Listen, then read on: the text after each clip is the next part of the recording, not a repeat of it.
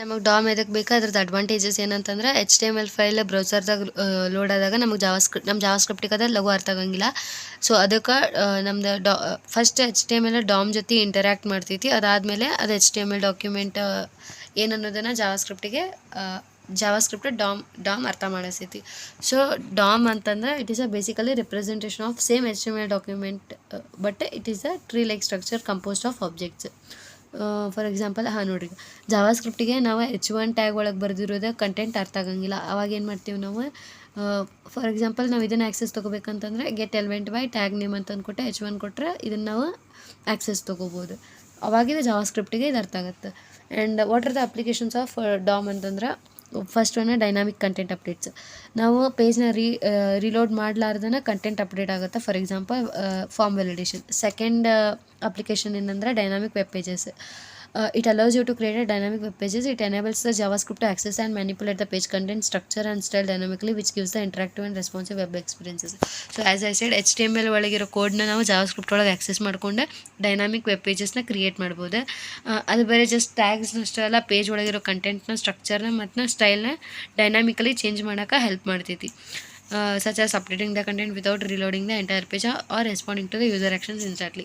So ಎಂಥವಂತಂದ್ರೆ ಈಗ page reload ಮಾಡ್ಲಾರ್ದಂಗೆ ಎಂಟೈರ್ ಪೇಜ್ನ ರೀಲೋಡ್ ಮಾಡ್ಲಾರ್ದಂಗೆ ಕಂಟೆಂಟ್ ಅಪ್ಡೇಟ್ ಮಾಡೋದು ಮತ್ತು ಯೂಸರಿಂದ ಆ್ಯಕ್ಷನ್ಸಿಗೆ ರೆಸ್ಪಾಂಡ್ ಮಾಡೋದು ಇನ್ಸ್ಟ್ಯಾಂಟ್ಲಿ. ಇದನ್ನು ನಾವು ಡಾಮ್ ಯೂಸ್ ಮಾಡ್ಕೊಂಡು ಜಾವಾಸ್ಕ್ರಿಪ್ಟ್ ಒಳಗೆ ಮಾಡ್ತೀವಿ. Next user interaction. So user ಇಂಟರಾಕ್ಷನ್ನ ಬೆಟರ್ ಮಾಡ್ತೈತದೆ. It makes your web pages interactive. So using DOM we can have access through JavaScript, and there we can change the things dynamically. So flexibility. So developers can add, remove and modify elements and the styles in real time. Next, cross platform compatibility antha, it provides the standard way for script to interact with the web documents, ensuring the browser compatibility. Next, so nimದು applications ಇಷ್ಟ ಅದಾವ ನೋಡಿರಿ, ನೆನ್ಪಿಟ್ಕೋರಿ. ಎಷ್ಟಂದ್ರೆ 5. So 5 marks for this. ಇಲ್ಲ 5 ಮಾರ್ಕ್ಸ್ ಇಂದಲ್ಲ. So 4 points ಬರೆದ್ರು ನಡೀತೈತಿ. ಫಸ್ಟ್ ಡಾಮ್ ಎದಕ್ಕೆ ರಿಕ್ವೈರ್ ಅಂತ ಬರೀರಿ, ಆಮೇಲೆ 4 ಪಾಯಿಂಟ್ಸ್ ಇದು ಹಾಕ್ರಿ. Better you be prepared with 5. So when you forgot something you can add just only 4. First dynamic content update, second dynamic web pages, third user interaction, fourth flexibility, fifth cross platform compatibility. And explain DOM methods with examples. DOM methods ಯಾವ ಅಂತಂದ್ರೆ ಇವೆ: get element by ID, get element by class name, get element by name, get element by tag name, write string.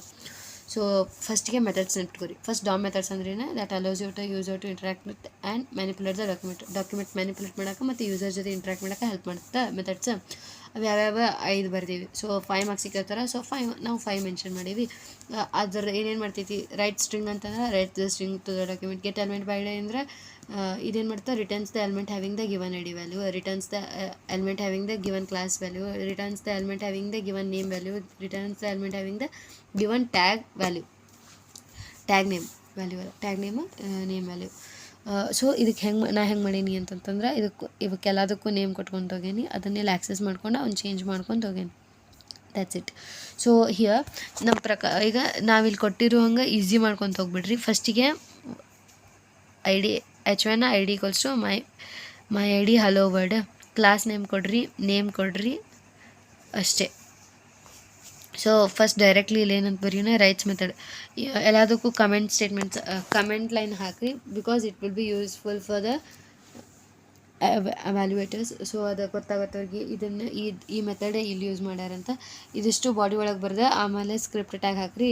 ಫಸ್ಟಿಗೆ document ಆಟ್ right ಇದೇನು H2 welcome ಅಂತಂದು ಹಾಕೇನಲ್ಲ, ಇದು JavaScript ಒಳಗೆ ಈ type ಬರೆದ್ರೆ ಅದೇನು, ಈಗ ಅಕಾರ್ಡಿಂಗ್ ಟು ದಿಸ್ ಲೈನ್ ಏನು ಹಾಕೈತದೆ, writes string to the document ಅಂದರೆ ವೆಲ್ಕಮ್ ಅನ್ನೋದು H2 ಟ್ಯಾಗ್ ಒಳಗೆ ಹಾಕಿರೋದ್ರಿಂದ ಹೆಡ್ಡಿಂಗ್ ಫಾರ್ಮೆಟ್ದಾಗ ಅಲ್ಲಿ ಪ್ರಿಂಟ್ ಆಗುತ್ತೆ. ಆಮೇಲೆ ಗೆಟ್ ಎಲಿಮೆಂಟ್ ಬೈ ID ಅಂತಂದ್ರೆ ಇಲ್ಲಿ ಯಾವ ID ಕೊಟ್ಟೇವೆ ನಾವು, ಮೈ ID ಅನ್ನೋದು ಇದು ಕೊಟ್ಟೇವಿ. ಸೊ ಹಲೋ ವರ್ಡ್ನ ಇಲ್ಲಿ ಆಕ್ಸೆಸ್ ಮಾಡ್ಕೊಂಡು ಅದರದ್ದು ಕಲರ್ ಚೇಂಜ್ ಮಾಡೀವಿ. Element, so element equals to ಅಂತಂದ್ರೆ ಈಗದ ಎಲಿಮೆಂಟಿಗೆ ಅಸೈನ್ ಆಯ್ತು. ಈಗ ಎಲಿಮೆಂಟಿನ ಸ್ಟೈಲ್ ಕಲರ್ ನಾವು ಚೇಂಜ್ ಮಾಡಿದ್ವಿ. ಸ್ಟೈಲ್ ಡಾಟ್ ಕಲರ್ ಪ್ರಾಪರ್ಟಿ, ಮತ್ತು ಅದಾದಮೇಲೆ ಫಸ್ಟ್ ಸ್ಟೈಲ್ ಟ್ಯಾಗ್ ಹಾಕ್ಬೇಕು, ಅದಾದಮೇಲೆ ಡಾಟ್ ಅದ್ರದ್ದು ಪ್ರಾಪರ್ಟಿ ಹಾಕಿ ಅದ್ರದ್ದು ನಾವು ಯಾವ ಕಲರ್ ಇಲ್ಲ ಏನು ಪ್ರಾಪರ್ಟಿ ಚೇಂಜ್ ಮಾಡ್ತೀವಿ ಅದನ್ನು ಇಲ್ಲಿ ಕೊಡ್ತೀವಿ. ಹಂಗೆ ಸೇಮ್ ಐಡಿಗೆ ಹೆಂಗೆ ಆಕ್ಸೆಸ್ ಮಾಡ್ಕೊಂಡ್ವಿ ಹಂಗೆ ಕ್ಲಾಸಿಗೂ ಆಕ್ಸೆಸ್ ಮಾಡ್ಕೋಬೇಕು. ಇಲ್ಲಿ ಕೊಟ್ಟಿರೋ ವ್ಯಾಲ್ಯೂ ಥ್ರೂ ನೇಮ್ ಇಲ್ಲೇನು ನೇಮ್ ಕೊಟ್ಟಿರ್ತೋ ಅದನ್ನು ಆಕ್ಸೆಸ್ ಮಾಡಿಕೊಂಡೆ ನಿಮಗೆ ಏನು ಬೇಕು ಅನ್ನಿಸ್ತೈತೆ ಸ್ಟೈಲ್ ಅದನ್ನು ಚೇಂಜ್ ಮಾಡ್ಬೋದು. Style dot font colour style dot font size, style dot padding, style dot border, whatever you want to give you can give, but give the CSS properties. So yes ನಾವು events explanation. So JavaScript ಒಳಗಿಂದ events ಅಂತಂದ್ರೆ ಏನು? These are the actions are the occurrences that happen in the browser. So events ಯಾವಾಗ ಅಂದ್ರೆ like on click, on submit, ಇವೇನು actions ಇವು ಎಲ್ಲಾಗುತ್ತೋ ಬ್ರೌಸರ್ದಾಗ ಆಗುತ್ತೆ. ಸೊ ಬ್ರೌಸರ್ದಾಗ ನಾವು ಕ್ಲಿಕ್ ಮಾಡಿದಾಗ ಇಲ್ಲ ಸಬ್ಮಿಟ್ ಮಾಡಿದಾಗ ಸ್ವಲ್ಪ ಆ್ಯಕ್ಷನ್ಸ್ ಮತ್ತು ಅಕರೆನ್ಸ್ ಆಗಬೇಕು, ಅವ ಜಾವಾಸ್ಕ್ರಿಪ್ಟ್ ಇವೆಂಟ್ಸ್. ಸೊ ಅವನ್ನ ಟ್ರಿಗರ್ಡ್ ಕ್ಲಿಕ್ ಮಾಡಿದಾಗ ಅಂದ್ರೆ ಟ್ರಿಗರ್ಡ್ ಮಾಡಿದಾಗ, ಈಗ ನಾವು ಹೋಗಿ ಕ್ಲಿಕ್ ಮಾಡಿದಾಗ ಫಾರ್ಮ್ ಸಬ್ಮಿಟ್ ಆಗುತ್ತೆ. That can be triggered by the various user interactions are the browser it self. So the syntax ಏನಂತಂದ್ರೆ ಫಸ್ಟ್ HTML ಎಲಿಮೆಂಟ್ ಇರುತ್ತೆ, ಅದಾದಮೇಲೆ ಇವೆಂಟ್ ಟೈಪ್ ಯಾವುದು ಇದು ಆ್ಯಕ್ಚುಲಿ ಬರಬಾರ್ದು. ಅದಾದಮೇಲೆ ಆ್ಯಕ್ಷನ್ ಟು ಬಿ ಪರ್ಫಾರ್ಮ್ಡ್ ಹಾಕಿ ಇಲ್ಲಿ ಕೊಡ್ರಿ, ಇಲ್ಲಿ ಕೊಡ್ಬೇಕು. ಸೊ ಇವೆಂಟ್ ಅಟ್ರಿಬ್ಯೂಟ್ಸ್ ಅದರ ಡಿಸ್ಕ್ರಿಪ್ಷನ್ಸ್ ಹೇಳ್ತೀನಿ. ಫಸ್ಟ್ ಇವು ಜಸ್ಟ್ ನೆನ್ಪಿಟ್ಕೊಂಡ್ಬಿಡ್ರಿ, ಇದನ್ನು ನೀವು ಬರ್ಕೊಂಬಿಡ್ರಿ. On click, on mouse over, on mouse out, on key down, on key up, on load, on submit, on focus, on blur. So you don't have to explain all of this. You just take the four events which you are comfortable. First one is on click, second on mouse out, on key down, on key up, but I prefer go for on submit first, and these four and on submit 5. On click andre triggered when element is clicked, on mouse over andre triggered when mouse pointer over an element, on mouse out andre occurs when mouse pointers leaves the element, on key up andre fired when a key is pressed down, on key up andre fired when the key is released, on submit andre fired when the form is submitted. So ಇದು like ನಾ ಬರ್ದಿದ್ದ program, ನೀವು ಬರಿಬೇಕಂತೇನಿಲ್ಲ. You can choose any of the program. ಅದು ನಾ ಅಲ್ಲಿ ಏನೇನು ಬರ್ದಿದ್ದಲ್ಲ ಅದಕ್ಕೆ ಫಸ್ಟಿಗೆ ಏನು ಮಾಡಿಕೊಂಡೆ, ಒಂದು ಹೆಡ್ಡಿಂಗ್ ಕೊಟ್ಟೆ, ID ಕೊಟ್ಟೆ, ಜಾವಾಸ್ಕ್ರಿಪ್ಟ್ ಇವೆಂಟ್ಸ್ ಅಂತಂದು ಕೊಟ್ಟೆ, ID ಕೊಟ್ಟೆ ಬಟನ್ನ. ಸೊ ಇಲ್ಲೇ ಯಾವ್ಯಾವ್ದು ನಾ ಅಲ್ಲೇ ಮಾಡ್ಕೊಂಡಿದ್ದೆ ಅಲ್ಲ ಅದನ್ನು ಬರ್ದೀನಿ. ಆನ್ ಕ್ಲಿಕ್ ಅಂತಂದು ಇದು ಜಸ್ಟ್ ನಾ ಕೊಡತ್ತಿರೋದು ನೀವು ಸಾರಿ ಆನ್ ಕ್ಲಿಕ್ ಇಲ್ಲಿ ಮೆಥಡ್ಸ್ ಬರ್ಕೊಂಡು ಹೋಗ್ಬೇಕು. ಇಲ್ಲಿ ನೀವು ಫಂಕ್ಷನ್ಸ್ ಏನಾರ ಚೇಂಜ್ ಮಾಡ್ಕೊರಿ ನಡೀತೈತಿ. ಸೊ ಫಂಕ್ಷನ್ ಕೊಟ್ಟೆ, ಅದು ಒಳಗೆ ಕಂಟೆಂಟ್ ಕೊಟ್ಟೆ, ಇದ್ರ ಮೇಲೆ ಕ್ಲಿಕ್ ಮಾಡಿದ್ರೆ ಇದು ಇಲ್ಲಿ ಈ ಫಂಕ್ಷನ್ ಒಳಗೆ ಏನು ಬರ್ತೀವೋ ಅದು ವರ್ಕ್ ಆಗುತ್ತೆ. ಹಾಗೆ same div ID equals to div on mouse over. So on mouse over ಆದಾಗ ಏನು ವರ್ಕ್ ಆಗಬೇಕು, ಆನ್ ಮೌಸ್ ಔಟ್ ಆದಾಗ ಏನು ವರ್ಕ್, ಆನ್ ಮೌಸ್ ಓವರ್ ಅಂದರೆ ಅದ್ರ ಮೇಲೆ ಓವರ್ ಆದಾಗ ಅದನ್ನು ರಿಲೀಸ್ ಆದಾಗ, ಸೊ ಎರಡು ಒಂದೇ ಬರ್ದಾರ. ಸೇಮ್ ಇದ್ರೊಳಗೆ ಆನ್ ಕೀ ಡೌನ್ ಆದಾಗ ಆನ್ ಕೀ ಅಪ್ ಆದಾಗ ಏನಾಗಬೇಕು. ಸೊ ಇಲ್ಲಿ ಏನು ಮಾಡಿರಿ, ಇಲ್ಲಿ 4 HTMLದಾಗ 4 ಟ್ಯಾಗ್ದಾಗ ಮುಗ್ಸಾರ ಅವ್ರು. ಫಸ್ಟ್ ಏನು ಮಾಡ್ಯಾರ, ಆನ್ ಕ್ಲಿಕ್ಕಿಗೆ ಸಪ್ರೇಟ್ ಮಾಡ್ಯಾರ, ಆನ್ ಮೌಸ್ ಓವರ್ಗೆ ಆನ್ ಮೌಸ್ ಔಟ್ಗೆ ಒಂದ್ರಾಗ ಹಾಕ್ಯಾರ. ಅದಾದಮೇಲೆ ಹೊಳ್ಳಿ ಆನ್ ಕೀ ಡೌನ್ಗೆ ಆನ್ ಕೀ ಅಪ್ಗೆ ಒಂದ್ರೊಳಗೆ ಹಾಕಿ ಲಾಸ್ಟಿಗೆ ಇದು ಆನ್ ಚೇಂಜ್ ಎಲ್ಲ ಬರೆಯೋಕೆ ಹೋಗ್ಬೇಡ್ರಿ, ಡೈರೆಕ್ಟ್ ಆನ್ ಸಬ್ಮಿಟ್ ತಗೋರಿ. Form ID equals to form, on submit ಆದಮೇಲೆ input type equals to text, name equals to value, input type equals to submit, value equals to submit, form ಮುಗೀತು. ಇಷ್ಟು ಮಾಡ್ಕೊಂಬಿಡ್ರಿ. ಇಷ್ಟೆಲ್ಲ ಬೇರೆವ ಬರೆದು ಕನ್ಫ್ಯೂಷನ್ ಮಾಡೋಕೆ ಹೋಗ್ಬೇಡ್ರಿ, because only 5 are enough to score full marks. So ಫಂಕ್ಷನ್ನ on click, alert button click, on click ಆದಾಗ ಬಟನ್ ಕ್ಲಿಕ್ ಡನ್. ಅಲರ್ಟ್ ಅಂದರೆ ಪಾಪಪ್ ಮೆಸೇಜ್ ಬರುತ್ತಲ್ಲ ಬ್ರೌಸರ್ದಾಗ ಅದು. ಈಗ ನೆಕ್ಸ್ಟ್ ಹೊಳ್ಳಿ ಫಂಕ್ಷನ್ ಆನ್ ಮೌಸ್ ಓವರ್ ಅಂದ್ರೆ ಈಗ document dot get element by ID, ಅದು ID ಇಲ್ಲಿ div ಅಂತ ಕೊಟ್ಟಾರಲ್ಲ, ಇದು ಆಕ್ಸೆಸ್ ಆಗುತ್ತೆ. div ಅಂತ ತೊಗೊಂಡೆ. Style out background colour red, so background colour red ಆಗುತ್ತೆ.